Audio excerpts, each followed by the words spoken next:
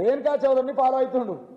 ఏమని ఆమె రాసిన లెటర్ ఏంది, నేను రాలేకపోతున్నాయా అని రాసింది. ఆమె రాలేకపోతున్నాడు, ఇదే నోబెల్ ప్రైజ్ అని చూపెడుతున్నారు, ఇదే ఆస్కార్ అవార్డు అని చూపెడుతుండు, ఇదే లైఫ్ అచీవ్మెంట్ అవార్డు అని చూపెడుతుండు.